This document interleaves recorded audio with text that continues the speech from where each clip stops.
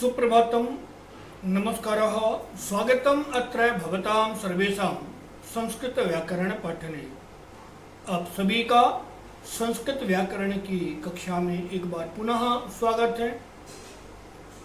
आज हम बात करेंगे तद्धित प्रत्ययों में से अण प्रत्यय की। इसके पहले हमने 3 तद्धित मतुप, इनी और ठक पढ़ चुके हैं। आज अण प्रत्यय की बात करते हैं। अण प्रत्यय, इस प्रत्यय का प्रयोग कई अर्थों में होता है। अपत्य के अधिकार में, यानी पिता के नाम से पुत्र का नाम निकालने के लिए। समूह के अर्थ में, यानी किसी एक जीव से या एक के नाम से उसके पूरे समूह का नाम निकालने के लिए। पुनः देवता के नाम से भक्त का नाम निकालने के लिए। इस प्रकार से अण प्रत्यय कई अर्थों में प्रयोग होता है। अब इस प्रत्यय को और सही तरीके से समझना है तो चलते हैं स्क्रीन की तरफ और स्क्रीन में देख करके और अण प्रत्यय को समझने का प्रयास करते हैं। इसके पहले कि स्क्रीन की तरफ चलें, एक महत्वपूर्ण बात यह है कि यदि आपने चैनल को अभी तक सब्सक्राइब नहीं किया है तो जरूर कर लें, क्योंकि अभी बहुत सी चीज़ें आना आपके लिए बाकी है। तो यदि आप चैनल को सब्सक्राइब करके रखते हैं तो आपके पास विशेष जानकारियाँ पहुँचती हैं। अन्यथा थोड़ा सा विलंब होता है, जब कोई कभी शेयर करेगा तो आपके पास पहुंचेगा। अपने मित्रों को जरूर शेयर करें, क्योंकि हो सकता है कि हमारे द्वारा किसी का भला हो जाए। आइए चलते हैं स्क्रीन में। अण प्रत्यय, अस्य प्रत्ययस्य प्रयोगः अपत्य भक्त समूह अनेन निर्मितम इत्यादिषु अर्थेषु भवति। अण प्रत्यय का प्रयोग अपत्य के अधिकार में, अपत्य यानी उसकी संतान, भक्त के यानी उस देवता के नाम से उनके भक्त का नाम,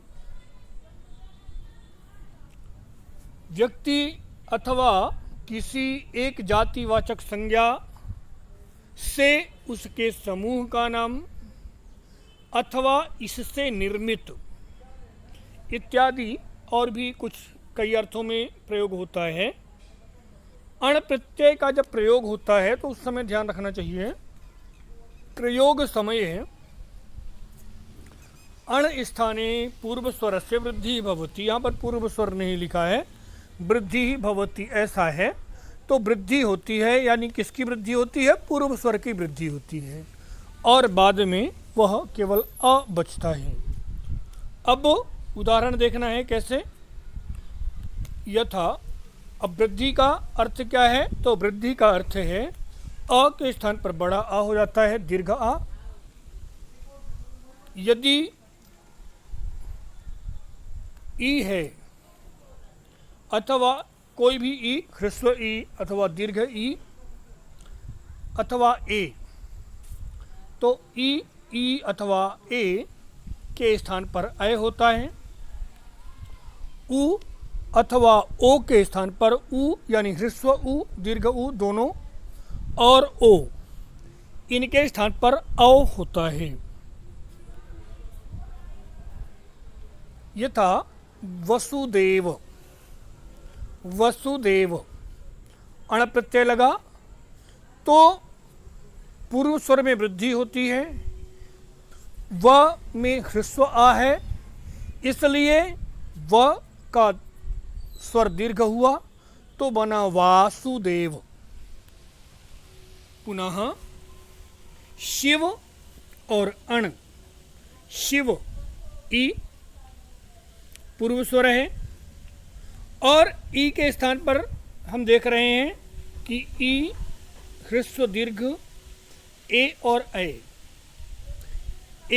इनके स्थान पर अय बनता है, तो शिव का शैव पुनः विष्णु, विष्णु वैष्णव, इसी प्रकार पांडु तो पांडव, बुद्ध अण लगा तो हुआ बौद्ध, द्रुपद धन अण द्रौपद,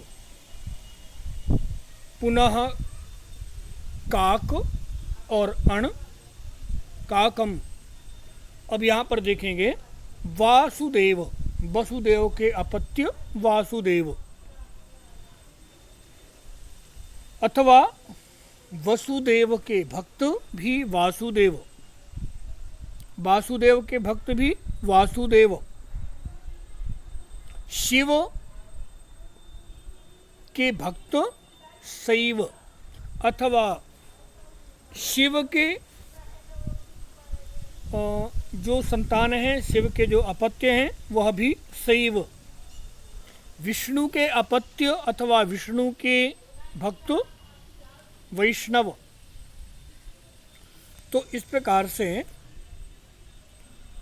पिता के नाम से पुत्र का नाम, देवता के नाम से उनके भक्त का नाम, एक जाति के नाम से उस समूह का नाम, यथा काक कौआ, काकम कौओं का समूह,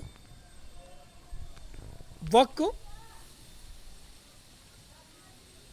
बकुला और बकुलों का समूह अगर हमें कहना है तो वाकम अथवा वाक, पुनः वाकम। विशेष बात, मातृशब्दे अणप्रत्ययस्य प्रयोगे मातुर इति भवति। यदि मातृशब्द में अण प्रत्यय का प्रयोग हुआ तो मातृ में मातुर ऐसा हो जाता है। मुझे लगता है अण प्रत्यय में अब कोई समस्या नहीं होनी चाहिए। यदि कहीं पर कोई दिक्कत समझ में आती है तो आप इस समस्या का समाधान कमेंट से कर सकते हैं। अभी बहुत से प्रत्यय आपके पास आने बाकी हैं। आगे के प्रत्यय पढ़ने से पहले वदतु संस्कृतम जयतु भारतम शेष हम अगले वीडियो में देखेंगे। अगला प्रत्यय